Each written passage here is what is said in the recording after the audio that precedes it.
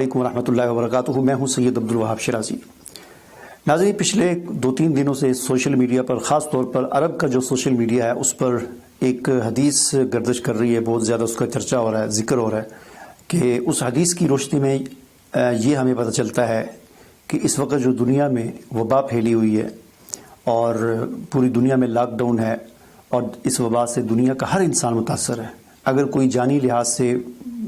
اس سے متاثر نہیں ہے تو معاشی اور مالی لحاظ سے متاثر ہے، تو ہر انسان اس وبا سے متاثر ہے۔ تو اس حدیث کا بہت سوشل میڈیا پر، عرب سوشل میڈیا پر بہت گردش کر رہی ہے کہ کیونکہ اس حدیث میں جو بات ارشاد فرمائی گئی ہے، حضور علیہ الصلوۃ والسلام کا جو ارشاد ہے، اس سے ہمیں یہ پتہ چلتا ہے کہ انشاءاللہ 12 مئی کو، یہ جو ابھی مئی کا مہینہ آنے والا ہے، اس کی 12 تاریخ کو 18 رمضان المبارک کا دن ہوگا، یہ وبا دنیا سے ختم ہو جائے گی۔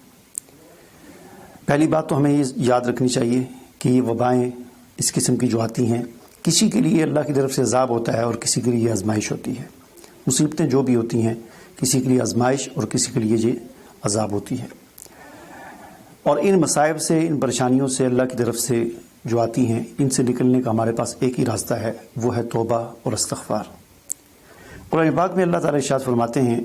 کہ ہم ضرور بضرور عذاب کا مزہ، ادنا یعنی قریب کے دنیا کے عذاب کا مزہ چکھائیں گے اس بڑے عذاب سے پہلے،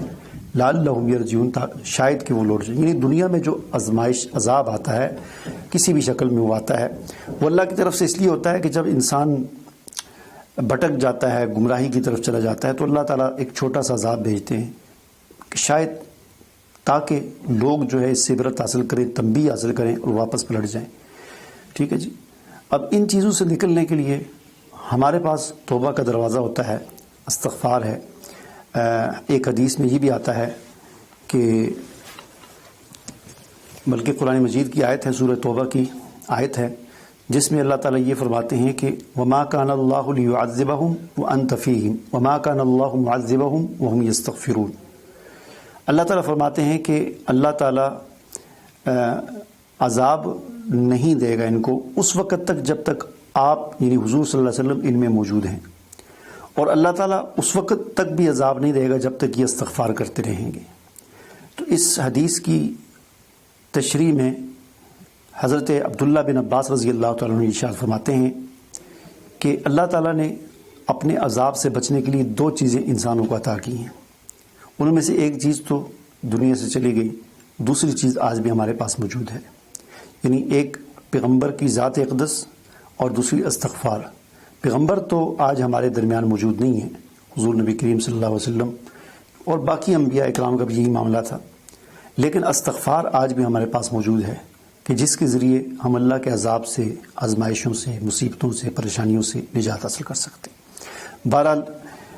جس حدیث کا ذکر میں آپ کے سامنے کرنے لگا ہوں، جس سے ہمیں یہ پتہ چلتا ہے، امید کی ہمیں ایک کرن نظر آتی ہے کہ انشاءاللہ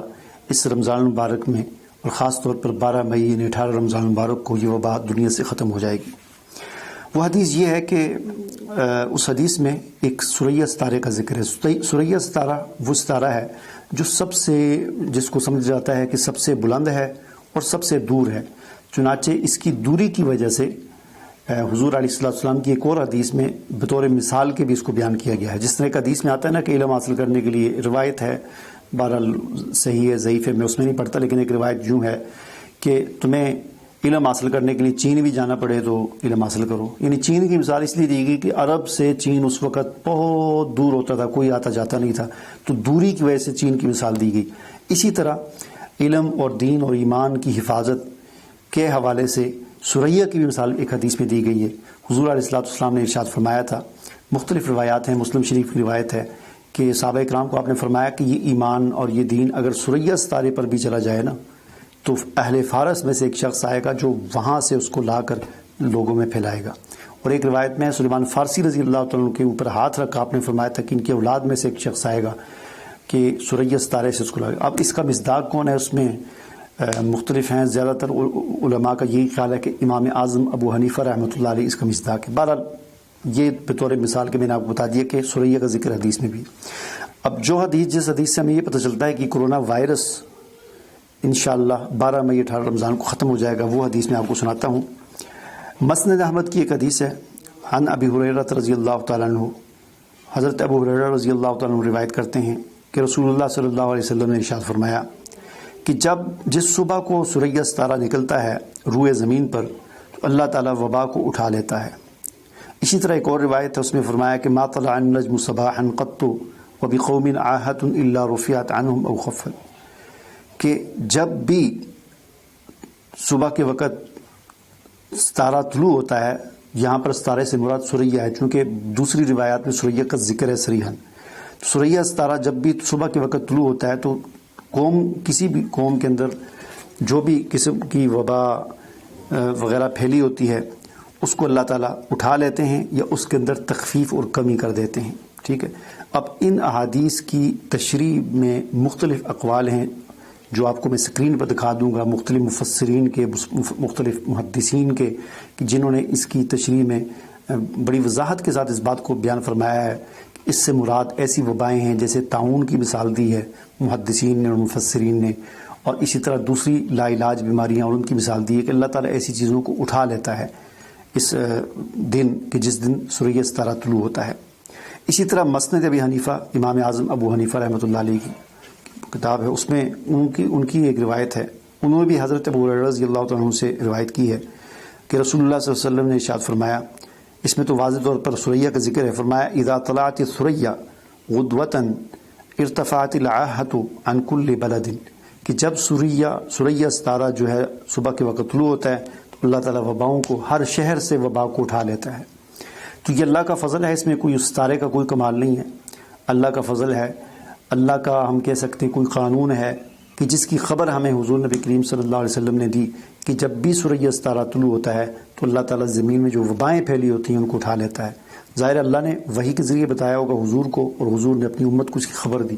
اب یہ سریہ ستارہ طلوع ہو تو وبائیں ختم ہوتی ہیں۔ سائنسدانوں کا یہ کہنا ہے، ماہرین فلکیات کا یہ کہنا ہے کہ سریہ ستارہ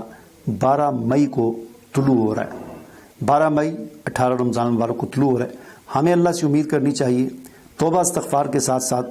اللہ کی طرف رجوع کرنے کے ساتھ ساتھ یہ امید رکھنی چاہیے کہ انشاءاللہ 18 رمضان المبارک 12 مئی کو یہ وبا دنیا سے اٹھ جائے گی، ختم ہو جائے گی، اور پھر آگے ظاہر ہے تیسرا عشرہ شروع ہو جاتا ہے رمضان کا، اور تیسرا عشرہ وہ مبارک عشرہ ہے کہ جس میں لیلۃ القدر ہے، اور ایک جو ہے عظیم رات ہے کہ جس میں حضرت جبریل علیہ السلام بے حساب فرشتوں کو لے کر نازل ہوتے ہیں۔ روایات سے پتہ چلتا ہے کہ اتنے فرشتے اترتے ہیں زمین پر، اتنے فرشتے زمین پر اترتے ہیں کہ زمین میں تیل دھرنے کی جگہ نہیں ہوتی فرشتوں کے نزول کی وجہ سے، اتنے فرشتے اترتے ہیں۔ تو جب فرشتے اتنے زیادہ اتریں گے، اور رحمت کے فرشتے اور برکت کے اور رمضان کی برکات اور لیلۃ القدر کی برکات کی وجہ سے اتنے فرشتے اتریں گے، تو کہاں پھر وبائیں ٹھہریں گی اور کہاں یہ چیزیں رہیں گی؟ اس لیے ہمیں اللہ سے امید رکھنی چاہیے اور ساتھ ساتھ توبہ استغفار بھی کرنی چاہیے، اللہ سے معافی بھی مانگنی چاہیے۔ مجھے اجازت دیجیے، اللہ حافظ۔